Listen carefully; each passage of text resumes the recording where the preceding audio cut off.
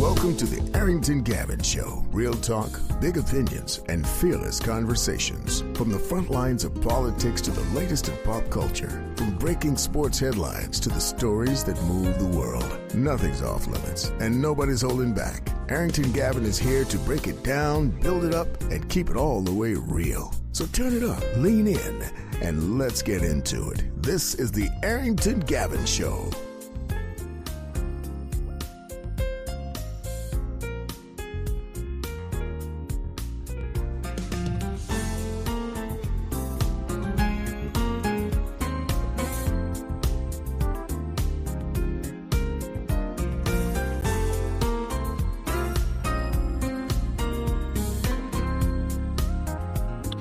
What is going on, my friends? What is happening? Welcome to another great episode of the Arrington Gavin Show, your go-to spot for sharp insights, bold opinions, and unfiltered takes on the biggest stories of the day. Whether it's politics, sports, pop culture, or the latest buzz. Look, as always, we're diving deep and keeping it real. So do me a favor, kick back, stay informed, and get ready to join the conversation. Family, you are in store for a great conversation, as I always love to do with you 5 nights a week here on the Arrington Gavin Show. We're going to have a great conversation. I'm honored to welcome a special guest on today's show, Mr. Alex Bastani. He is a former retired attorney, former federal worker, but he's also a current candidate for lieutenant governor for the state of Virginia. As you know, it's primary season. He is representing running to win the Democratic nomination for lieutenant governor, but it's a packed race. I'm talking six individuals, very strong backgrounds, and so it's going to be tough. As you know, I speak about it here on the show multiple times. I feel as though the Democratic Party is, and just like both parties in my opinion, but the Democratic Party is still in that rebuilding stage. It's been a hard loss since that recent election. It has affected other states as far as the Democratic Party. You look at the DNC right now, kind of going back and forth with the David Hogg and Kenyatta, and just everybody's not on one accord. And I think that's kind of like always been my frustration. I'm like, okay, look, if we're trying to get this dub, y'all, if we're trying to get this win, we have to be on one accord. But we're seeing a division between progressives and moderates, right? Look at on the Republican side, you got a division between MAGA and Republicans. That's why I've always said, y'all, look, I am a middleman. I lean left, but I'm a middleman. I'm a team player, but I'm not married to a team, if that makes sense. But I always love to keep it real with you, because at the end of the day, we have to do what's best. It's our right to get out there and vote. It's a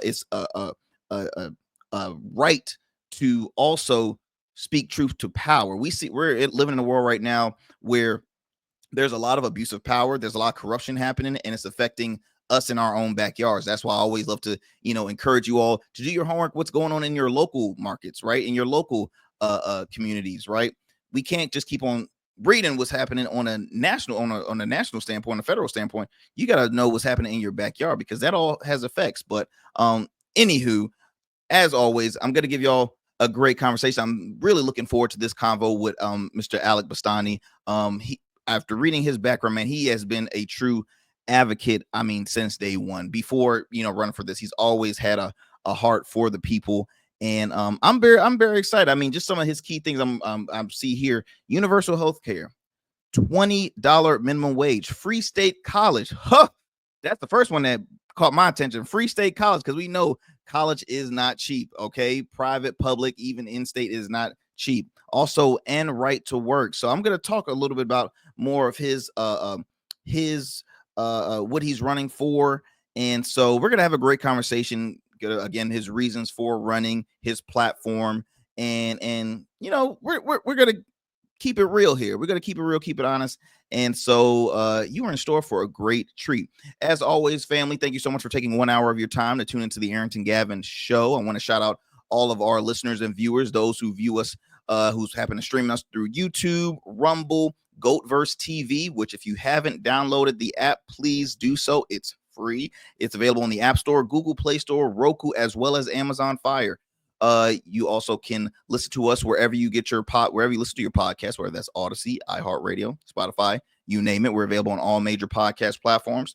And also, I want to shout out our listeners in the New Orleans area by way of WBOK 1230 a.m. What New Orleans is talking about. You can tune into the Arrington Gavin Show Monday through Fridays at 7 p.m. Central Time. Again, that is WBOK 1230 a.m. What New Orleans is talking about. Also, I'd like to shout out our listeners in the Metro Atlanta area by way of WDJY 99.1 FM Straight Talk. You can tune into the Arrington Gavin Show Monday through Fridays at 11 p.m.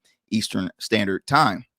So, yes, we got a lot in store for you. Before I move forward, we love to do our fun fact of the day just before we get going with some of our headlines and conversations. Let's go ahead and bring up today's fun fact. Now, since I'm talking with Alex Bastani, who is running for Virginia Lieutenant Governor, I decided, this fun fact should be a Virginia related fun fact. Okay. So I wanted y'all to know that the state of Virginia is also known as the birthplace of presidents. Why? Because Virginia is known as the mother of presidents, because 8 of our past U.S. presidents were born there, more than any other state. Now, if you're curious on who exactly they were, got the list right here. See, I'm already on it for you guys. I'm already on it. George Washington, our first president, the first one from Virginia. Born in Westmoreland County, Virginia. Never heard of Westmoreland County, but hey, you learn something every day because Virginia is really a big state. Thomas Jefferson, born in Shadwell, Virginia. James Madison, the 4th president, born in Port Conway, Virginia. Number 4 was James Monroe. James Monroe was born in Westmoreland County, Virginia. William Henry Harrison, our 9th president, Charles City County, Virginia. John Tyler, our 10th president, born in Charles City County. Zachary Taylor, who's the 12th. By the way, I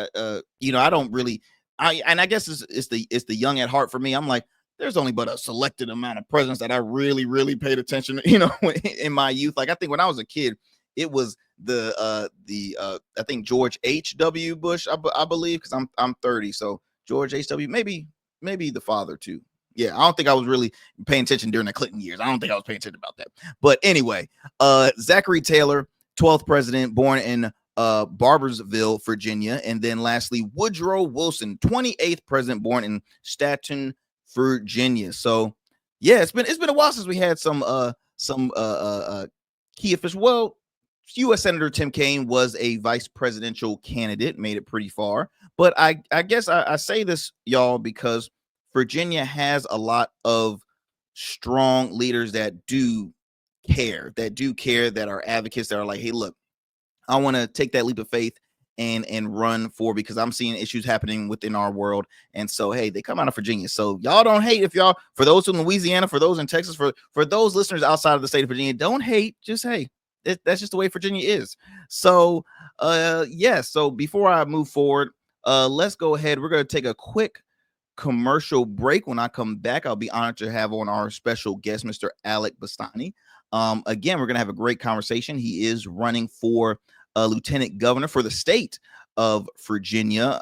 As I mentioned before, it's primary season, so it's a packed race. But at the end of the day, I'm always honored to have an individual who is taking that leap of faith, because we all can talk a lot of junk. We all can say, oh my gosh, why don't they just do this? Why don't they just do that? I do it all the time, literally on this show. But you know what? Folks have always asked, Arrington, why don't you run for office? I'm like, I will run away from politics, but I will be the person in the background to always say, okay, look, I've spoken with community leaders. I've spoken with folks in the community. This is what they're saying, right? I always love to be kind of like that messenger, but as the leader, not for me.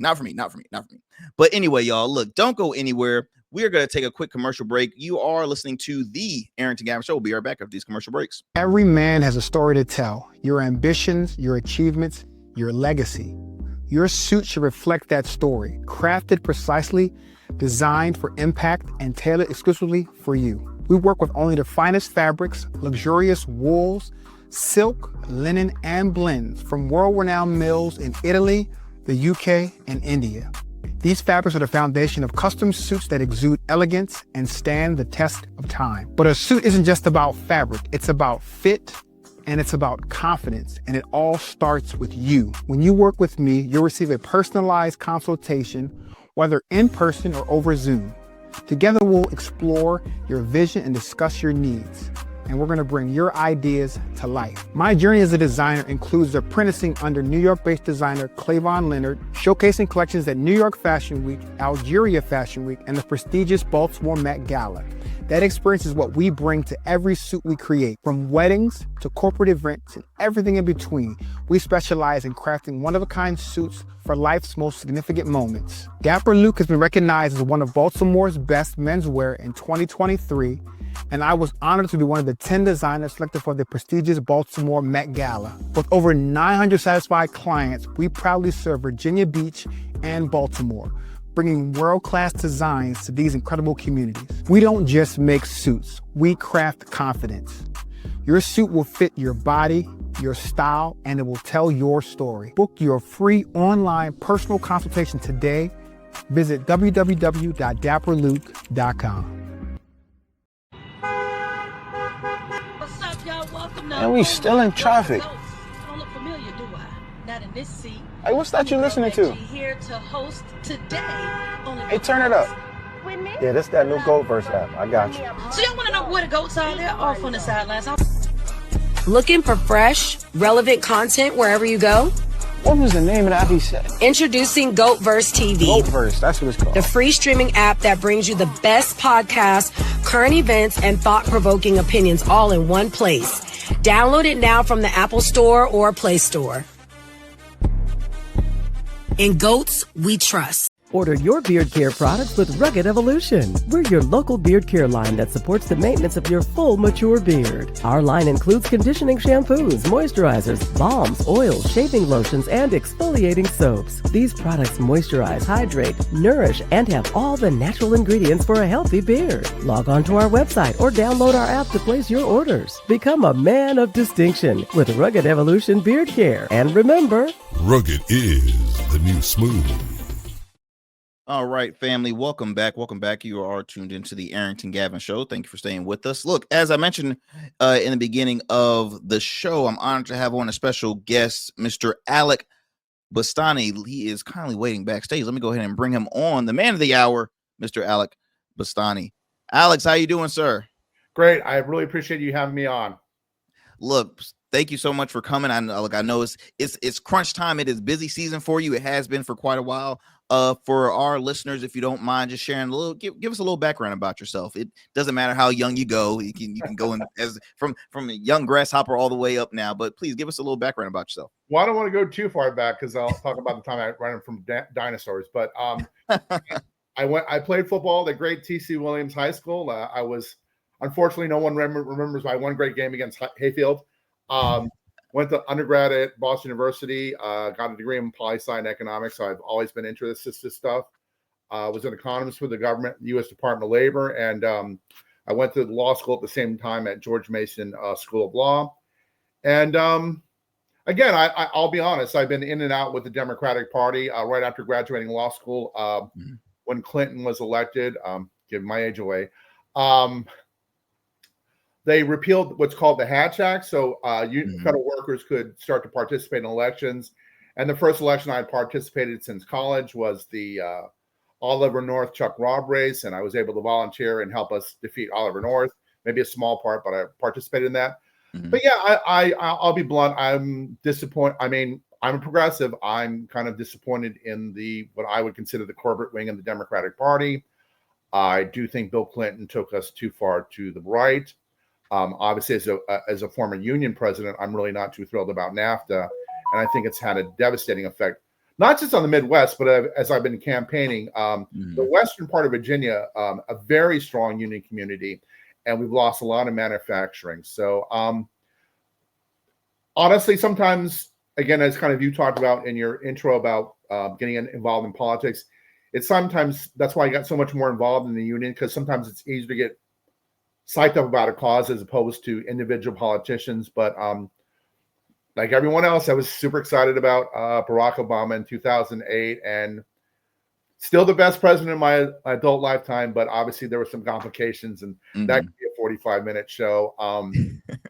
But I really got excited about Bernie Sanders, and obviously I was disappointed when he lost in 2016. But In 2020, when he won 3 primaries in a row, and then they just turned everything on him, it just broke my heart. And I thought, particularly his victory in Nevada, where I mean, he almost got 60% of the vote. And Nevada, I mean, Nevada represents the future of this nation. I know we're talking mostly an African American community, but it's a very large Latino community in Nevada, and they believed in Bernie Sanders' ideals. So, basically from the moment, and I kind of drifted out.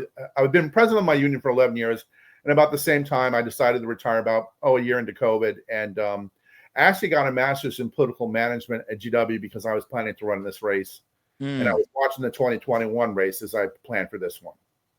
That's awesome. That's all. Well, I couldn't agree with you more as far as the wrestling, and it's kind of always been. I always I share with the audience something about me almost every day.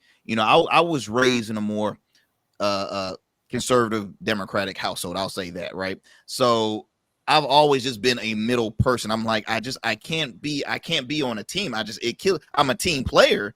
But I can't be. And especially I feel as though now, obviously folks what am I trying to say here? They, for one, are refusing to be considered a Dem because the Democratic Party right now is the losing party in the overall, right? In the overall. But then you go on the right and it's like, okay, when it comes to social issues, they could give a damn about those. And then when it comes to just, again, not speaking truth to power, because we see it now. I mean, they bend the ring, they bend the knee, kiss the ring all 24/7, and then you have a guy with absolutely no qualifications in charge. There I go again on my ranting. Not trying to be about me. I'm sorry, this is about Alex. No, but no, it's just it's frustrating because I think now you see voters are extremely just they're pissed. They have a right to be impatient, right? So just to kind of agree with you as far as the back and forth, the disappointment of how the party that you trusted and look, you're running as a Democrat, so obviously look, you are definitely still, and I've mentioned that, hey, I lean left but I'm an independent, right? I lean left and right, but it is a lot. I will kind of interrupt and I say I believe in the Democratic Party of FDR and the Great Society and LBJ and the Great Society. That's my Democratic Party. Got you. Obviously, things are much different, but it's the same concept of universal ideals. Just as Social Security is universal, our public libraries are universal, and so Look, I worked in the government 34 years. I know how bureaucracies can be. I know they're very frustrating, but I mean, government. I know this is going to be corny, and people may start choking up, but I really do believe that the government is a community. It's us coming together to try to make things better for each one of us together. So, and frankly, for the last 44 years, we've only been concerned about the top 20%, and very true. 75% is just struggling so hard. And I, particularly being in Northern Virginia, I think even personal friends, I think they're really in the bubble about this, and I think that's why a lot of people don't understand Trump. Not that anyone should, but there's a lot of anger and frustration, and instead of being productive, as happens many times, people just want to tear down the system without questioning it. And I think there's a better way to do that. Well, I always ask I always bring the question, like, you got to look back at the foundation, right? How did it get there in the first place? But more on you. So what I would say with all of this that we're discussing, is this what helped inspired you to run? I mean, what made you want to run for lieutenant governor, or just run in the first place? Well, I mean, I've always been interested in politics. Again, it was easy to kind of put my energy into unionism because it was more of a concept than sort of this personal nature of elective politics. But honestly, there was probably a point in my life where I was going to run. Quite frankly, I chose the lieutenant governor's race, observing it in 2021 because I knew there'd be multiple candidates. I think as a progressive, that actually helps me because we don't have runoffs in Virginia, so I just need to get to a plurality of the vote, and I think it's very possible. And I have to throw in my one little factoid there. We just had a little 7-second snippet on me talking about repealing the right to work statute, and we got 1.5 million views on Facebook. So we really believe that we've got people fired up and stuff. And I'll just say, the magic number to win is theoretically 200,000. So, I mean, I wish it was that easy just to do the math that way, but obviously it's better than only having 1,500 views. Absolutely. I mean, 1 million. I mean, geez, that's amazing. Yeah. So, you mentioned about you've always been fascinated with, or had the passion for politics. And I still ask, cause I'm like, to play a little devil's advocate. It's like, okay, everybody can always be fascinated, but we're talking, you're talking about running. You're talking about actually, being in the helm of that position. So, like for me, I'm always say I'm fascinated with politics, but you would never see me like I'll be in the behind the scenes. But again, like pursuing that journey, making that statement to say, okay, look, I'm gonna run. There's gonna be a lot of candidates, and that's interesting. So, being that there's a lot of candidates, because there's 6 in total in this primary, which for me, I see it as 2 different ways. I see it as like, okay, good. The Democratic Party has a lot of options, a lot of passionate folks within the party to say, okay, look, if this doesn't work, hey, we have. But then I also look at it as, is that a good or a bad thing? Because we're talking about how the Democratic Party as a whole really can't be on one accord. So there's so many, we always have primaries in general, but like in comparison, like to the right, you had two? Well, they actually have in Virginia. Republicans right now are in a that's a whole nother story. 45 minutes. What's going on with their lieutenant governor race? But it's like, hey, they had one that dropped out. They had one that obviously dropped out for health reasons. So they said, boom, we have our one right there. There wasn't anybody that said, okay, let me. Well, I don't know if you know the story. The first one that dropped out is trying to get back in now. Really? Yeah, okay. At least a week ago, he was trying to. He's right.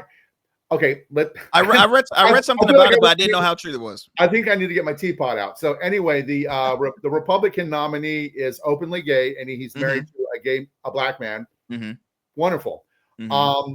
A lot of Republicans, this may surprise you, aren't too thrilled about that. Really? I didn't know. Yeah, I know, it's shocking.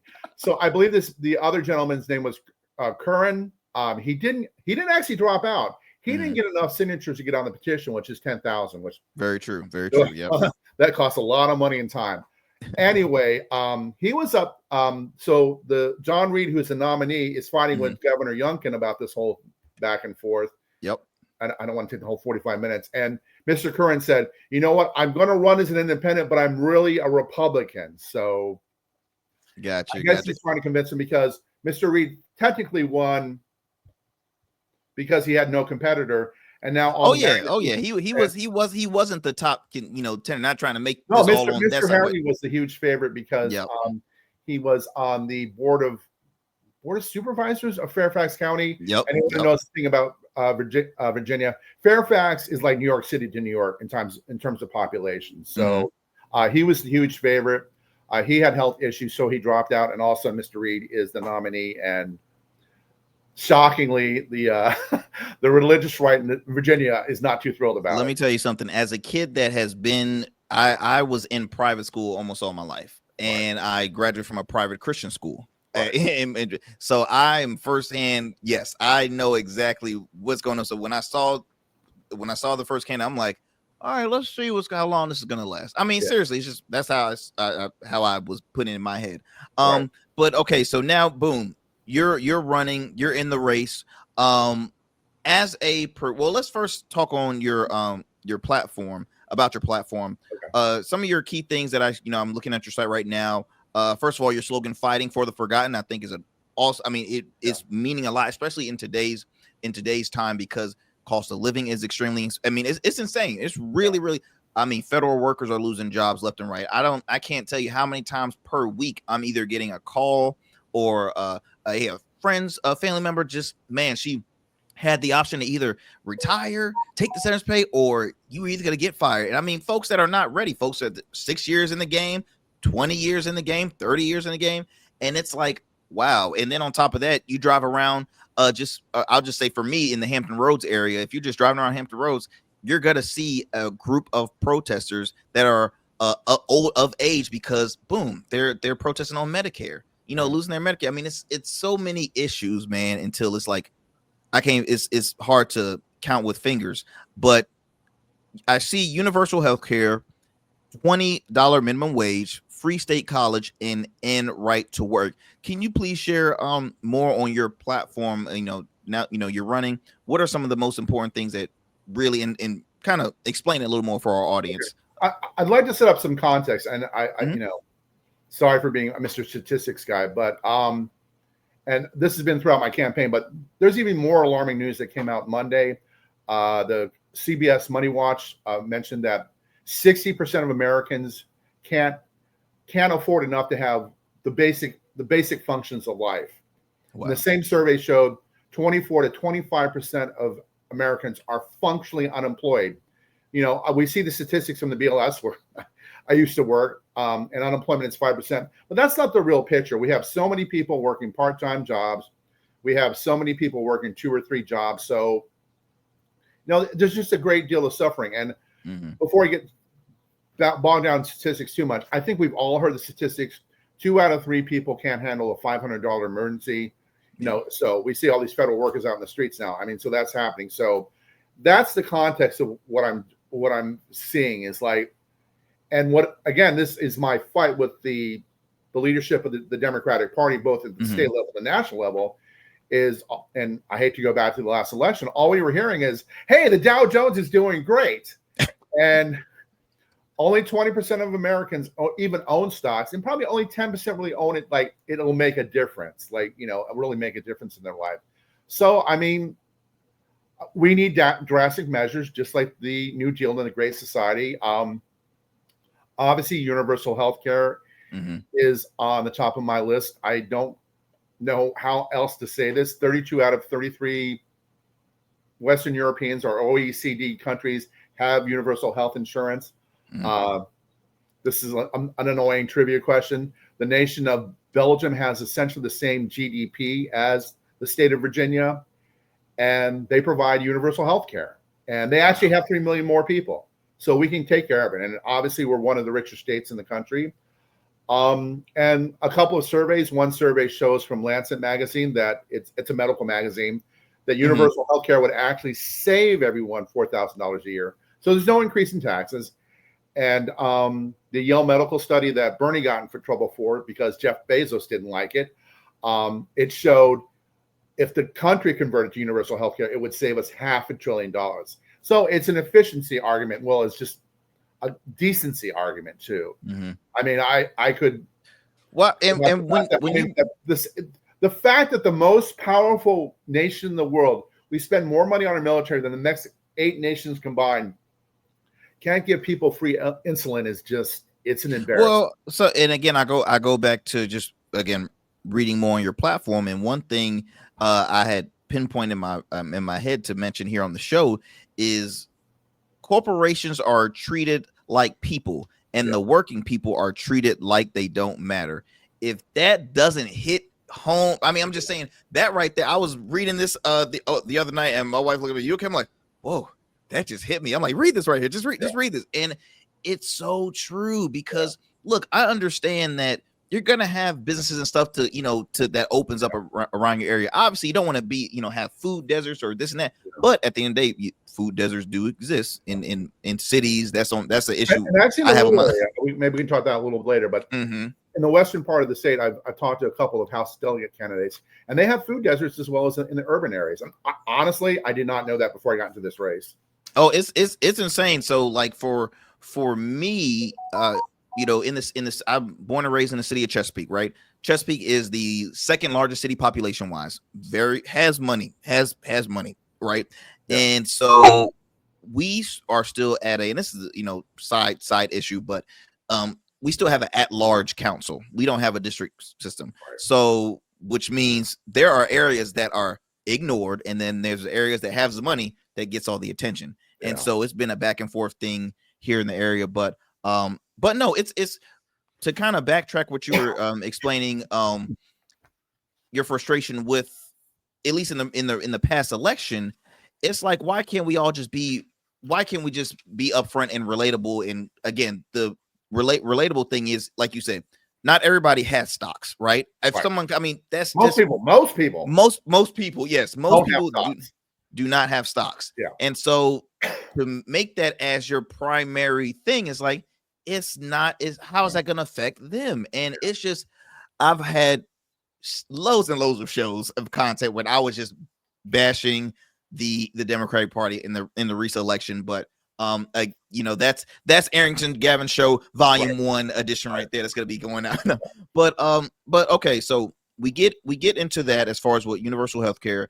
The state of Virginia alone, we have so many federal workers in this area, right? We have so many military bases, and you know, Norfolk has Norfolk Naval Base. We have Coast Guard. We have it all.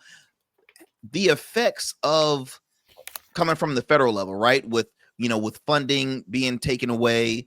I mean, DEI program. I mean, there's so many. But what have you seen? Because I know you're front and center, near the Capitol. What have you seen firsthand and say, wow, this is happening in Virginia? Something has to be done. Like, what can you share with us that most people are probably like unfamiliar with or unaware?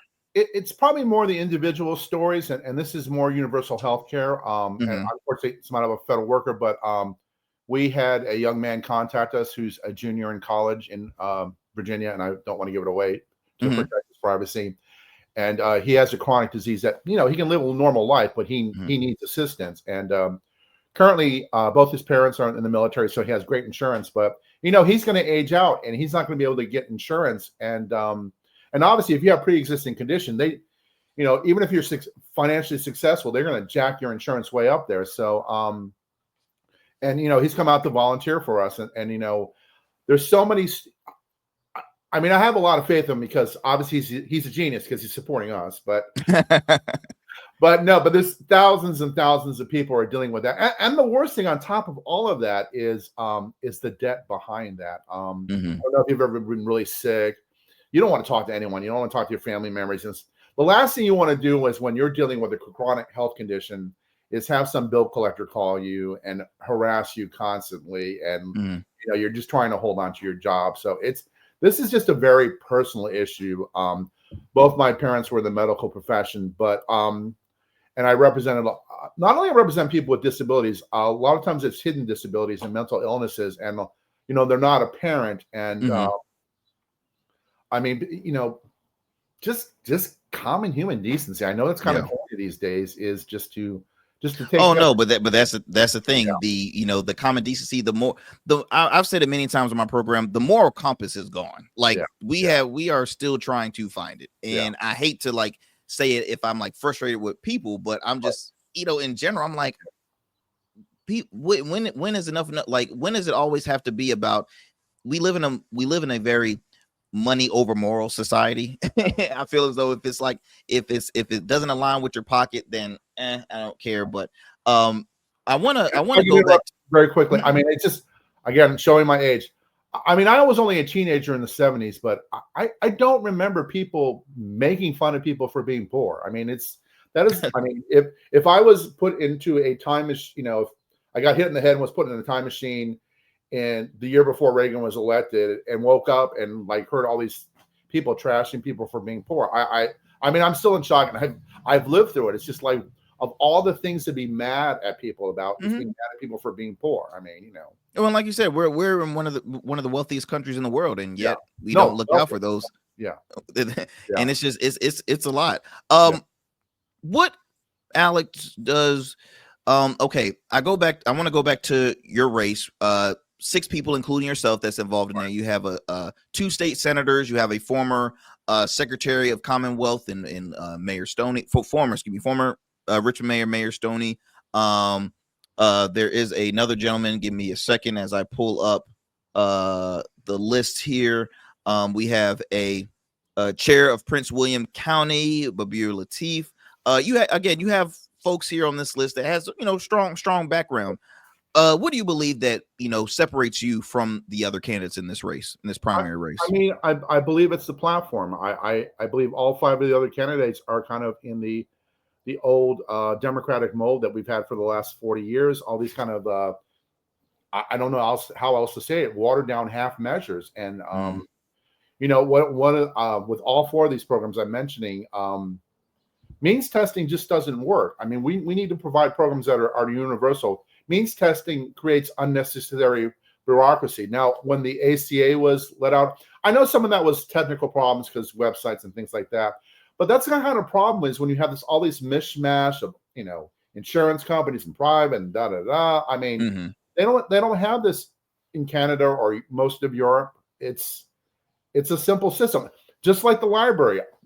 A homeless person can hopefully go to the library and read a book all day, and so can Jeff Bezos because it's a universal program. And I know that kind of offends people sometimes because they're like, well, I don't want rich people benefiting by our programs. It's like, yeah, but that's kind of how it works, is that we create this sense of community when we're all benefiting from the program. That's right. And that's right. I think that's where I really distinguish myself with the other candidates. I would argue that I'm actually technically the most experienced candidate, even though some have been elected to office, because I've been in this battle since 1995. I was the chair of our legislative committee when Newt Gingrich shut down the government twice. So I'm not some Johnny come lately. Hey, I don't like Trump, but I didn't like Reagan or Bush either. So I've been fighting the right wing my entire adult life. Awesome.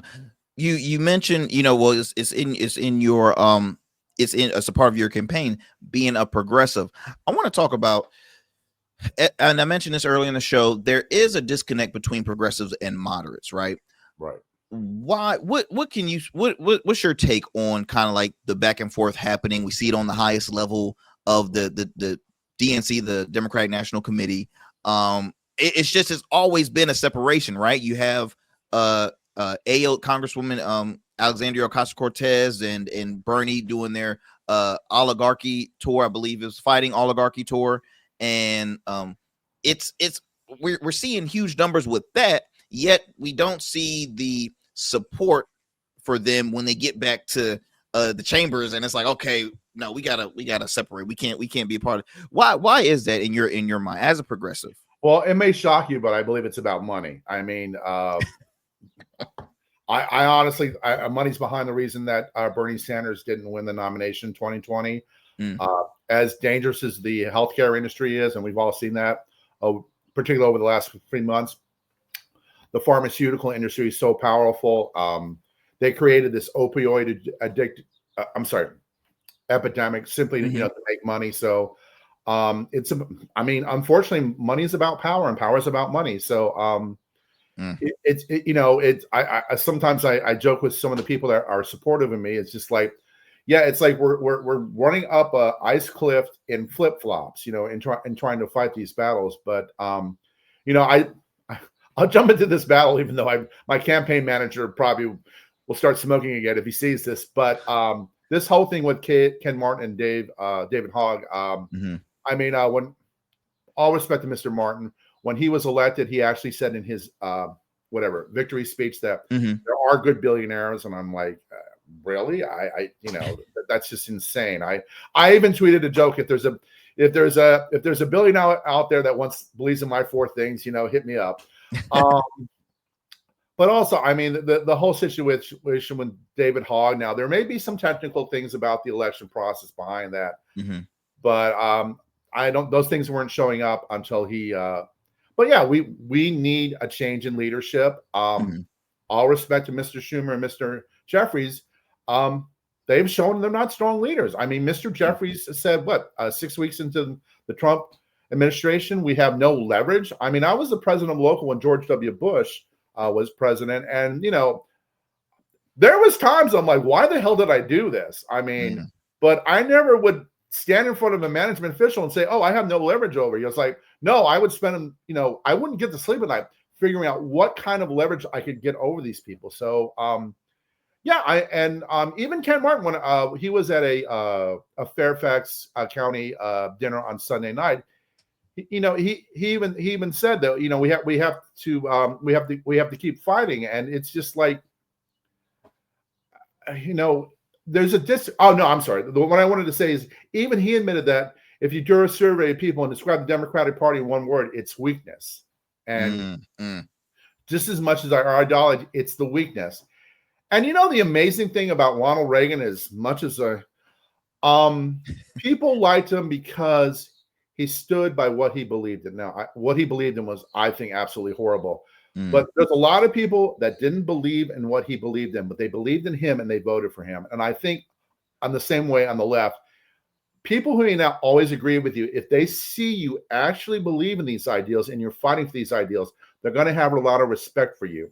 And right now, people do not respect the Democratic Party. I agree with you with what you just said. I think I will throw in the hat as far as what folks liking Reagan is similar to why folks, will I won't in comparison compare him to a Trump, but one thing, celebrities do draw attention, right? We see it when a lot of celebrities do run for office. Yeah, Trump, Reagan, you got Arnold Schwarzenegger running, governor out in California. Like celebrities do kind of attract folks, but I mean, obviously, Reagan won totally differently in compared to why folks voted for Trump in my opinion. But I do want to play a little devil's advocate just very quick, because I do want to talk more on your platform stuff. But with say Chair Ken Martin saying, hey, look, there are good billionaires, I think that is something I can see a good number of relatable people, right, would say, okay, well, I mean, there is all billionaires bad? You know what I mean? Like, is that, and that's, I guess that's the question I want to ask. Are you saying, like, just in general, like, if you're a billionaire, you most likely you're a little, I don't know, like, well, I don't want to put words into your mouth, but I'm just curious on the. I think people think it's just about money. It's about power, and I know people have kind of canonized. I believe I can't remember if it's Jeff Bezos' wife or Bill Gates' wife. I don't follow these people, but one of them's giving away a lot of money. It's like, which is great. But Bezos' ex-wife, Bezos' ex-wife. Thank you.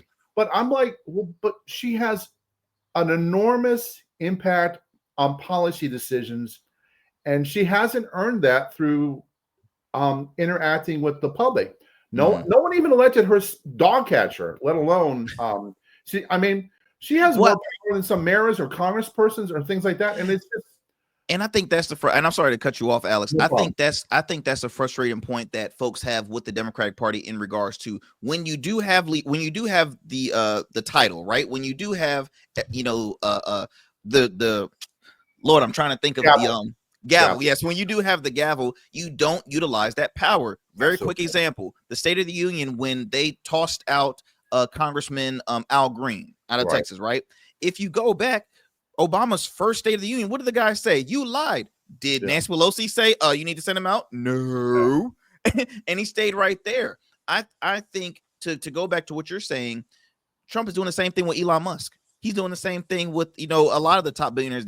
That's why they were there in the at the inauguration. Like, he's like saying, okay, look, I have the power. Now let me go ahead and bring let me bring 20 over 30 Fox personalities, and let me go ahead and bring this billionaire and this in. The Dems, it's a certain way to to use your power. And I think a lot of folks are just frustrated. And I see it now with the crowd of folks that are supporting the Bernie Sanders right now, the AOCs. Just they're like, hey, look, at least they have, excuse my French, at least they got the balls to to say what we wanting you to say, but you don't listen to us. So sorry, I just had to. I mean, my favorite example is the Amy Comey Barrett situation. I mean, whatever. Oh God, I can't remember this. The former Republican minority leader, Mitch McConnell. Mitch McConnell, yes. Thank you so much. I mean, he had no qualms about saying, 4 months before the end of Obama's term, hey, we're not going to do this. And like, he had no precedent. And then when Amy Comey Barrett came up about the same time before the general election, which Biden did win, Chuck Schumer maybe yelled and whatever, but he did nothing. I mean, and I know LBJ is the most imperfect human being probably ever, but LBJ would have shut down the government before he allowed that woman on the Supreme Court. I mean, that's the Democrat. I mean, I can't justify what happened with the Vietnam War, but it ain't like LBJ is the first one that was part of the military-industrial complex. So, absolutely. Well, we need more Democrats like that. We're going to fight as hard on these things as you are. We're going to follow the rules, which is Mr. Schumer could have called a recess, and they would have never had to approve her, and Joe Biden could have approved this new Supreme Court justice on, January 21st. I mean, January 2021. Hold that thought real quick, Alex. We're going to take a quick breather. Guys, I told you we were going to have a great conversation. I warned you. I already said, look, it's going to be good. And so, look, don't go anywhere again. Folks, you are tuning into the Arrington Gavin Show. Joining me is Alex Bastani, candidate for Lieutenant Governor for the state of Virginia. Don't go anywhere. You are tuning into the Arrington Gavin Show. Jazera Learning Institute, LLC, is a hybrid learning center that strives to educate adults and children in all fields. During the day, we offer programs that are focused on developing students from pre-K to 12th grade, which includes tutoring, homeschool co-op, an after-school program, SAT, ACT prep, and many more engaging academic programs. Our adult education programs include workforce trainings, GED prep, life coaching, various seminars, and many more. Our vision is to train and educate in a positive way that will lead to a positive change in the world, one person at a time. For more information, visit us online at JazeranLearningInstitute.com or call us at 757-208-7407. Let me tell you something that most people get wrong about suits. A suit isn't just about you wearing it. It's how you show the world who you are. It's your handshake before you say a word, your presence when you step into any room. That's why we design statements at Dapper Luke. We don't just make suits. We'll start with the fabrics that tell your story, luxurious wools, silk, linen, and blends sourced from the finest mills in Italy, the UK, and India. Then we'll combine that with your vision, your personality, and your style. Every detail is tailored to you, from the fit to the finish. Whether for your wedding, a gala, the boardroom, we specialize in creating custom suits that are unique, just like the men who wear them. We spent years perfecting this craft, apprenticing under designers in New York and showcasing collections in New York and for Baltimore Fashion Week. None of that matters as much as seeing the look on your face when you try on your custom suit.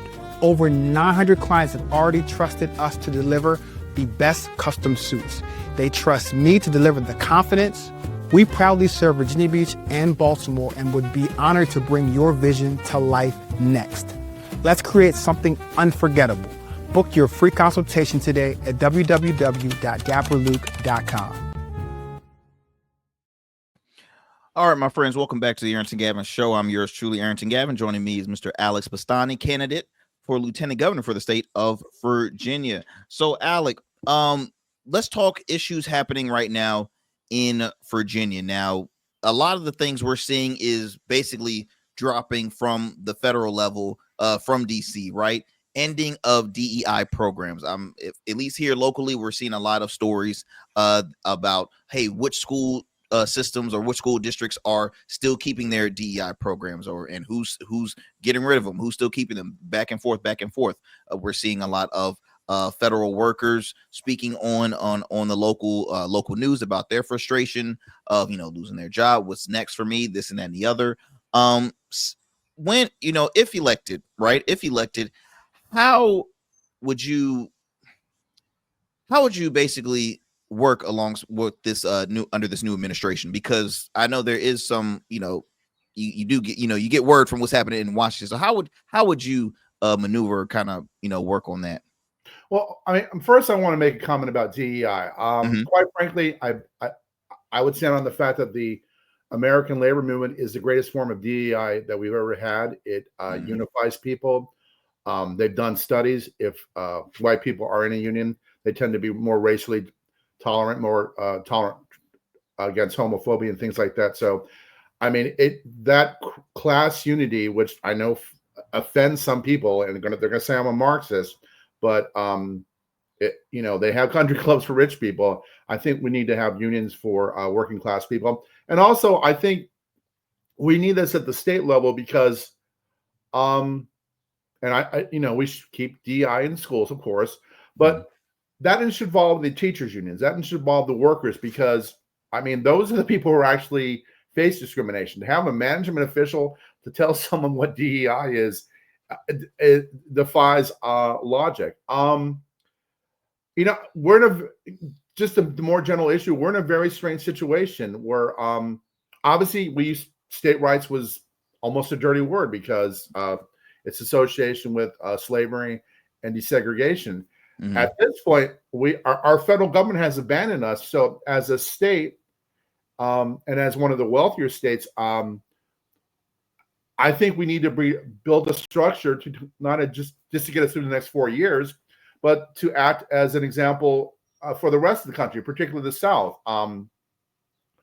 Unfortunately, again, I think the Democratic Party has fallen into out-Republicaning Republicans and buying into supply side economics. And I would argue raising the minimum wage creates the demand. I know Henry Ford was a pretty awful person, but as soon as he started his Model T factory, he raised the he raised the salary of his workers because he realized that his workers and his consumers are the same people. And 99 out of 100 economists don't seem to understand that. Wow. We need unions so people can have safer working conditions and higher pay as well. Union workers get paid 20% more. And this is why we need student debt relief. A lot of students simply Say that again. Say that again. I know I got a lot of listeners and viewers out there that say, did I hear something about student debt? Yeah, absolutely. Because I know the conservatives in my party and Republicans are going to say this is a bailout, and it's not a bailout. But let me point out, we bailed out Wall Street, and we bailed out Marjorie Taylor Greene with her $225,000 PPP loan. Ooh, and what a hot mess right there. Republicans. But no, I mean, as corny as it is, it's an investment in the future. We're loading these people down with debt. One, they can't afford an apartment. Two, that credit rating is so damaged. If they had the money, they couldn't get in there anyway. Yeah. Young people are choosing not to have families. The Republicans are freaking out that the country's going to die out, and yet they don't want to do anything about helping young people move ahead. And quite frankly, these Republicans believe in entrepreneurs so much. Let's get these young kids out of debt and let them start their own businesses. Let them use the skills they learned in college. And one quick thing that just drives me crazy is, and this is another Fox narrative, they always have, it's always somebody who went to an Ivy League school and they're $150K in debt and they have some useless degree. And that's simply not true. 90% of the people with student debt went to public universities. So it's something that we can take care of. And I got to pick on my little friend, Mr. Reagan again. In the late 60s, they did have free college education in California. So I'm not just pulling this out of the sky. When Reagan was governor, his secretary of education at that level said, well, too many people are getting educated, and that's why we have all these student protests, and we don't want the proletariat to get educated. And this is an exact quote from him. I'm begging everyone to go look that up because it's certainly more important in this race, but it's important for the entire country. We've bought into this mythology that you have to spend all this money for college and I got my kid out of debt. Well, do you want your kid to live in some dystopia where everyone, they're in the top percent hiding behind gated communities? I don't think that's even the future the rich people want.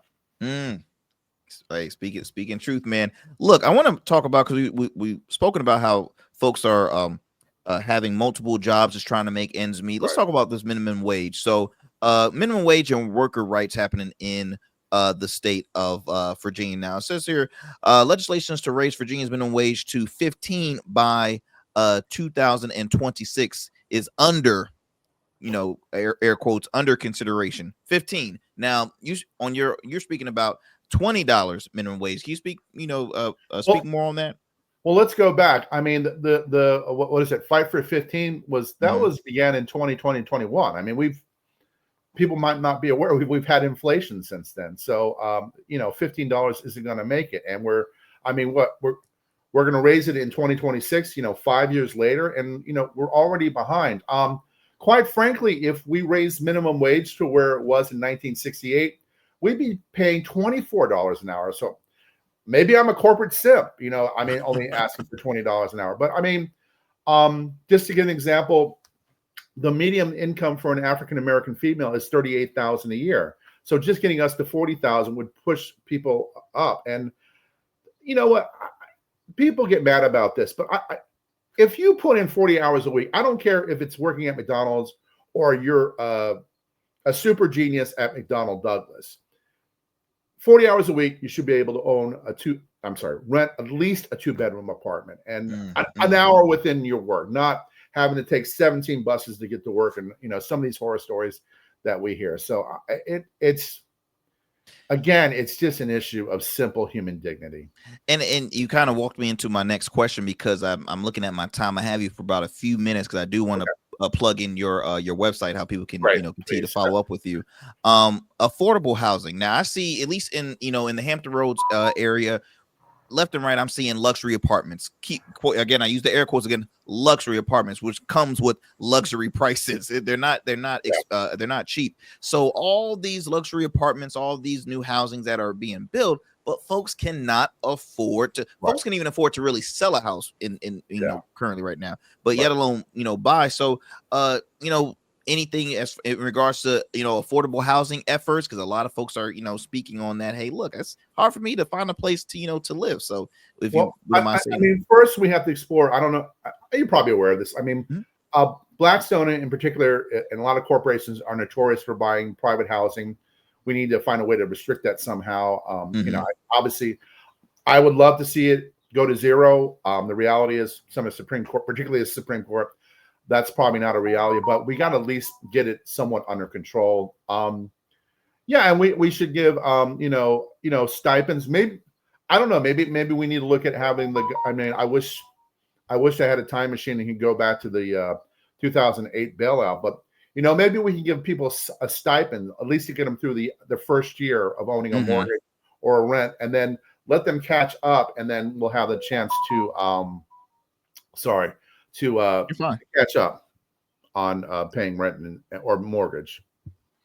Absolutely. Well, look, Alex, I just want to say I truly appreciate you taking the time out your busy schedule. Right. I have your site right here, folks. If you are interested in finding more, especially those living in the state of Virginia, I know I got a lot of listeners from Virginia. If you are interested in reading more about Alex Bastani, again, candidate running for Lieutenant Governor for the state of Virginia, his website right here on the screen, www.progressivevirginians4alexbastani.com. Again, that is Progressive Virginians for alexbastani.com, and you can check more information with that and know more about Alex as well. Alex, any last words, man, before we close this conversation? I mean, I truly appreciate, again, you taking the time out your busy schedule to come here on the show. I wish it was longer. I wish we had a longer conversation, but it's always hard to pack everything in an hour-long show.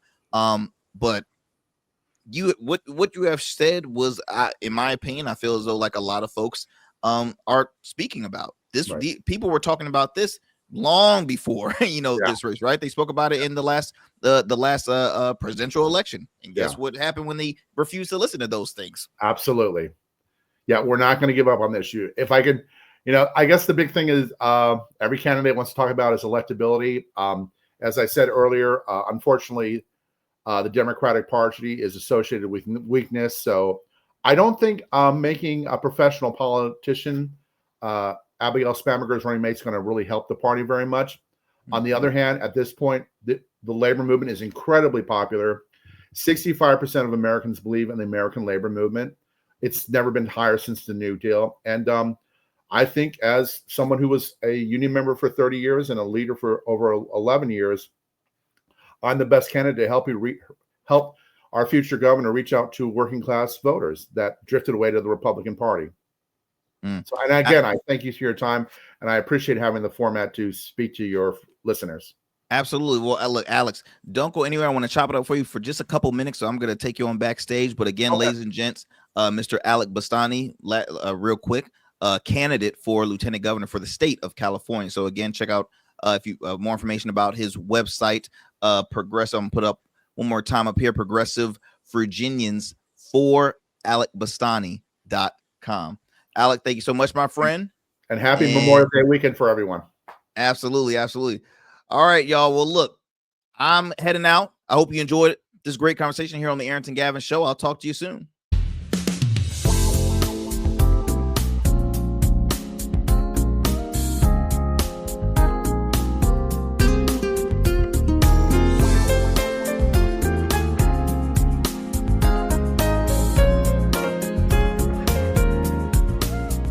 That's it for tonight on the Arrington Gavin Show. Thanks for tapping in and keep